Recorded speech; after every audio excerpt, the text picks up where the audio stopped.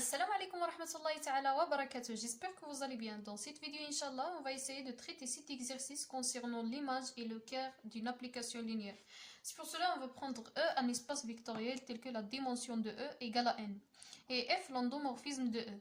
Montrer que le cœur de F égale à l'image de F, ceci est équivalent à dire que F au carré égale à 0 et n égale à 2 fois le rond de F.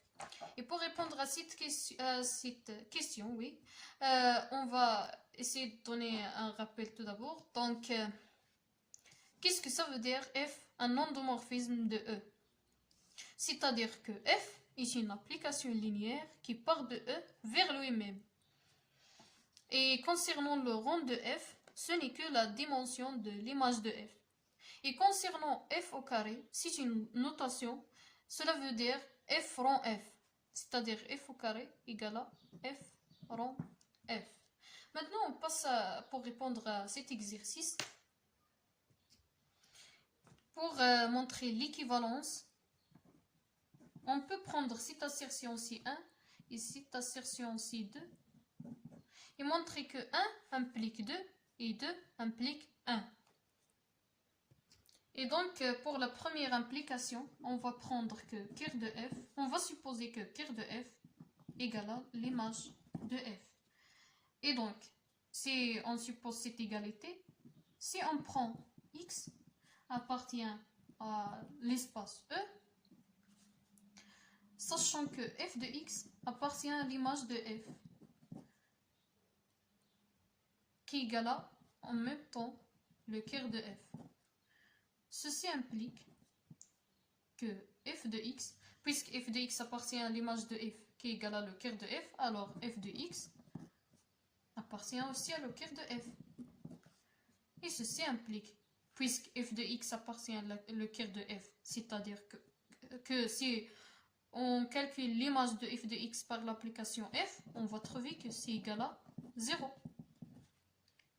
Et qu'est-ce qu'on a dit à propos de F de F, c'est-à-dire F rond F, égale à, c'est juste une notation, F au carré de X, égale à 0.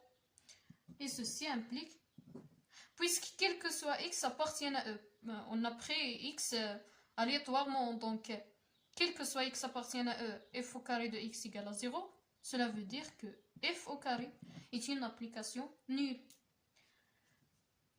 Et donc, comme ça, on a montré la première partie de l'assertion 2. Et il reste la deuxième partie de n égale à 2 rond de f. Et on sait qu'à partir du cours, que la dimension de E égale à la dimension de cœur, pardon, ici cœur de f, plus la dimension de l'image de f. Et on sait que la dimension d'image de f, comme ce qu'on a dit précédemment, égale à le rond de f. C'est-à-dire que la dimension de E qui égale à n, puisqu'on a donné que dans l'énoncé de l'exercice que la dimension de E égale à n, égale à la dimension de cœur de f plus le rond de f. Et qu'est-ce qu'on sait aussi que le cœur de f égale à l'image de f. Alors, on obtient que n égale à la dimension de l'image de f. On peut substituer cœur de f par l'image de f puisqu'il y en a l'égalité entre les deux. Donc, la dimension de l'image de f plus rond de f. Et on a aussi la dimension de l'image de f, ce n'est que le rond de f.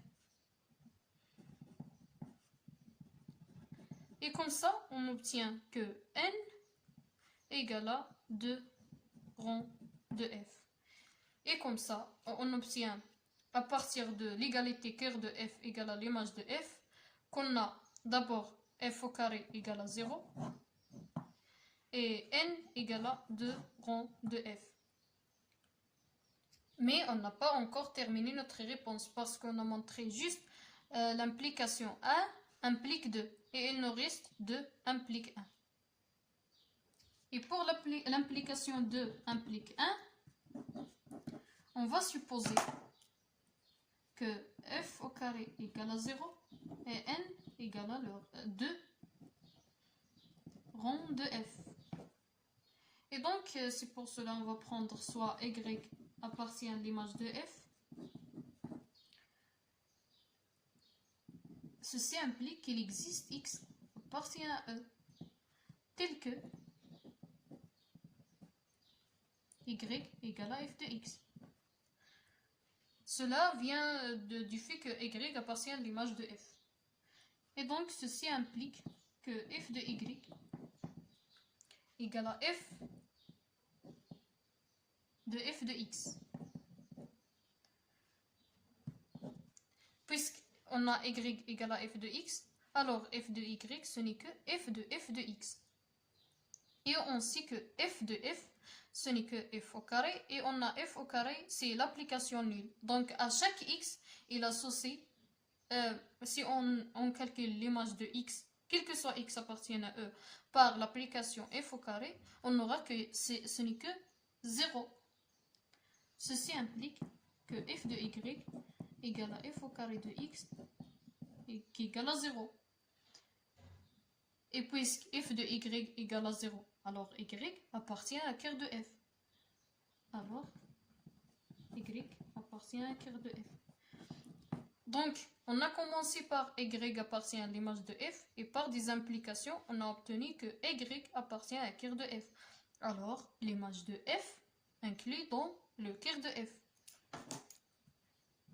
Alors, l'image de f inclut dans ou égale à le quart de f.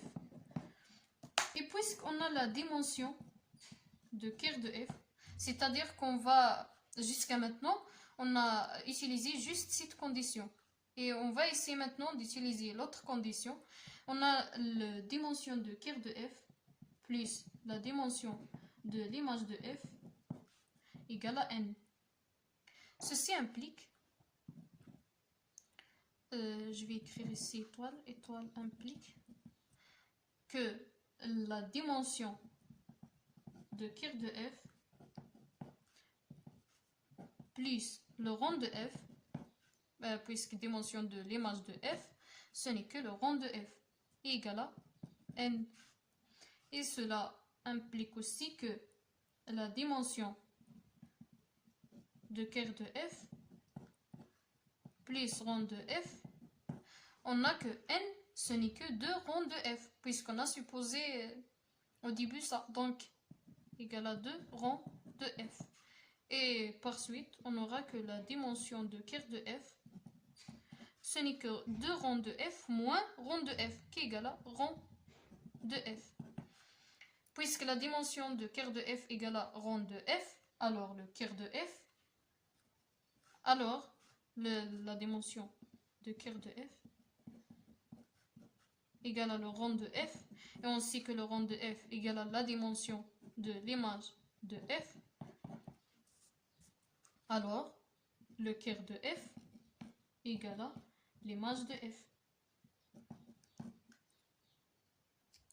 Mais il faut faire attention, cette égalité-là entre le quart de f et l'image de f ne vient pas juste de cette condition-là, mais elle vient d'après l'inclusion image de f inclus dans ou égal à le quart de f, plus cette condition-là, la dimension de quart de f égale à la dimension de l'image de f. C'est-à-dire c'est que d'après étoile et 2 étoiles qu'on a obtenu que le quart de f égale à l'image de f. Et comme ça, on a obtenu que vraiment 2 implique 1. Et donc, comme ça, on a obtenu que 1 implique 2 et 2 implique 1, d'où l'équivalence entre ces deux assertions.